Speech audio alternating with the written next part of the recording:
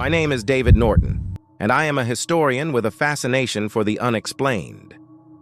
In the summer of 2015, I had the opportunity to spend a week at the Winchester Mystery House in San Jose, California, a place renowned for its strange architecture and ghostly occurrences. This house, built by Sarah Winchester, the widow of firearm magnate William Wirt Winchester, is a labyrinthine structure with a dark and mysterious past. Sarah Winchester began construction on the house in 1884, following the tragic deaths of her husband and infant daughter. A grieving Sarah consulted a medium who told her that the spirits of those killed by Winchester rifles were seeking vengeance, and that she must build a house to appease them. According to legend, as long as construction continued, she would be safe from their wrath. For 38 years, the house was under constant construction, resulting in a sprawling 160-room mansion filled with peculiarities like staircases leading to nowhere, doors opening into walls, and windows overlooking other rooms. I arrived at the mansion with a mixture of excitement and trepidation.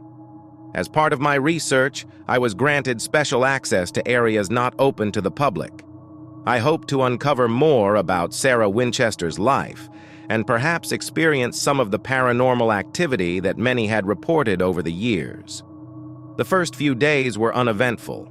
I spent hours exploring the house, marveling at its bizarre layout and intricate design.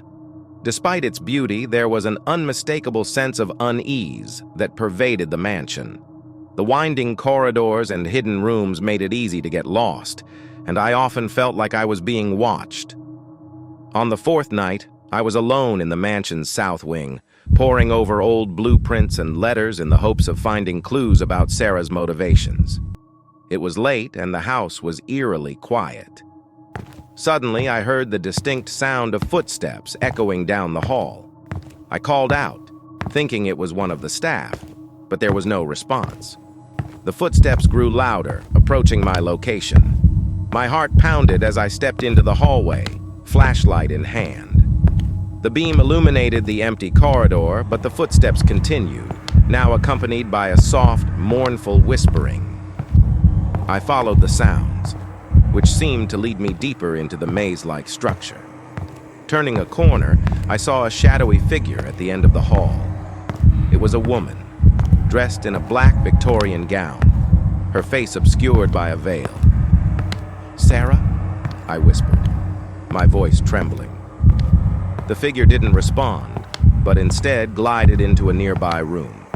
I hurried after her, but when I entered the room, it was empty. The air was cold, and a heavy sense of sorrow hung in the air. I could still hear the faint whispering, though I couldn't make out the words. I decided to set up my recording equipment, hoping to capture any paranormal activity.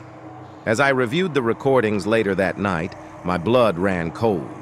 The audio picked up the sound of footsteps and the whispering clearer than I had heard it. One phrase stood out, repeated over and over, "Help us." I knew then that I was not alone in the house, and that the spirits of those who had died by the Winchester rifle might still be trapped within its walls. Determined to learn more, I continued my investigation. Over the next few nights, I experienced numerous strange occurrences. Doors would open and close on their own, and I would feel sudden cold spots as I walked through the house. One evening, as I was climbing one of the mansion's infamous staircases to nowhere, I felt a cold hand grasp my ankle, nearly causing me to fall. One of the most chilling experiences happened on my final night. I was in the seance room, a small, windowless space where Sarah supposedly communicated with the spirits. As I sat in the center of the room, I heard a faint humming, followed by a woman's voice singing a lullaby. The sound grew louder, and the temperature in the room dropped sharply. I felt a presence behind me, and when I turned around, I saw the figure of a woman, her face pale and eyes filled with sadness. She reached out to me, her lips moving as if trying to speak, but no sound came out. I felt an overwhelming sense of grief and despair, as if I was experiencing the emotions of the spirits trapped in the house. The figure faded away, and the room returned to its normal temperature. Shaken, I decided that I had enough evidence to conclude my research. The Winchester Mystery House remains one of the most haunted places in America, and my experiences there only reinforced my belief in the paranormal. Sarah Winchester's tragic life and the spirits of those affected by the Winchester rifle seem to be forever entwined within the mansion's walls. While the house now serves as a tourist attraction, offering guided tours to curious visitors, the lingering presence of its past inhabitants continues to make itself known. My week at the Winchester Mystery House was a profound and terrifying experience, one that left me with a deep respect for the unknown. The mansion's dark history and the restless spirits within its walls are a reminder that some places are haunted not just by ghosts, but by the weight of the past and the legacy of those who lived and died there.